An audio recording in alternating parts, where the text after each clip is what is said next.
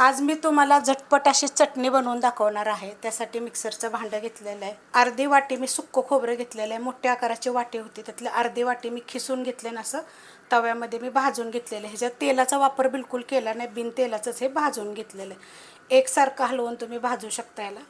आता हे मी ह्याच्यामध्ये काढून घेते। खोबरं मी काढून घेतलेलं आहे। त्याच्यामध्ये आता आपण सफेद तीळ टाकणार आहे। तर ह्या सगळं साहित्य चमच्याच्या मापाने आहे। तर 2 चमचे मी सफेद तीळ चांगले भाजून घेतलेले, जास्त करपून द्यायचे नाही, करपले का नाही तर मग ते कडवट होतात। तर एकसारखं हलवून तडतड आवाज आला की त्याला काढून घ्यायचे। ह्या चमच्याच्या मापाने मी 2 चमचे शेंगदाणे घेतलेले आहेत, गच्च भरून भाजून घेतलेले आहे। तुम्हाला हवा असेल तर त्याचे तुम्ही साल काढू शकता। ह्या चमच्याच्या मापाने 3 चमचे मी चण्याची डाळ घेतलेली आहे। ह्याला डाळ पण म्हणतात। ती फुटाणे जर असले तुमच्याकडे तर ते फुटाणे जरी घेतले तरी चालतील, आणि तुमच्याकडे डाळ असेल तर डाळ जरी घेतलं तरी चालू शकते। अर्धा चमचा जिरं घेतलेलं आहे, ते पण असं भाजून घेतलेलं आहे। ह्या चमच्याच्या मापाने 1 चमचा गच्च भरून मिरची पावडर घेतलेली आहे, तिखटवाली मिरची पावडर आहे। चवीप्रमाणे मीठ टाकायचं। जेव्हा आपण चटण्या बनवतो ना तर थोडंसं मिठाचं प्रमाण जास्त टाकायचं।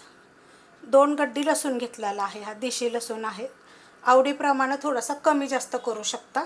अर्धा चमचा चाट मसाला घेतलेला छोट्या आकाराचा, ह्याच्यापेक्षा एक छोटा चमचा असतो ना तो अर्धा चमचा घेतलेला आहे। छोटा 1 चमचा ही धने पावडर घेतलेली आहे, भाजून बारीक केलेले पावडर आहे। ह्यांच्या पण रेसिपी मी अपलोड केलेल्या आहेत। ह्याला काय करायचे माहिती आहे का, आपल्याला बंद चालू करून बारीक करून घ्यायचे। चटणी मी बंद चालू करून बारीक करून घेतलेली आहे। 3च वेळा केलेली आहे, जास्त वेळा करायची गरज नाही। तर ही चटणी किती छान झाली बघा, मस्त होते आणि इतकी चविष्ट होती ना, तुम्ही एकदा अशा पद्धतीत करून बघा।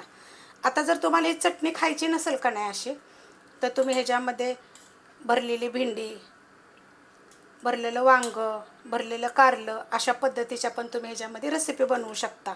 खूप छान लागते आणि अशी सुद्धा तुम्ही थोडंसं तेल घेऊन किंवा असे सुके सुद्धा खायला खूप चविष्ट लागते। ह्याच्यामध्ये तुम्हाला हवं असेल तर कलरसाठी तुम्ही काश्मीरी मिरची पावडर वापरू शकता। मी फक्त तिखटवाली मिरची पावडर वापरलेली आहे, म्हणजे लवंगी मिरची पावडर वापरलेली आहे। एकदा झटपट ही रेसिपी करून बघा। तुम्ही अशी चटणी बनवता ती पण करून मला कमेंट करून सांगा। रेसिपी आवडली तर लाईक करा, सबस्क्राईब करा, कमेंट करा आणि शेअर बी करा।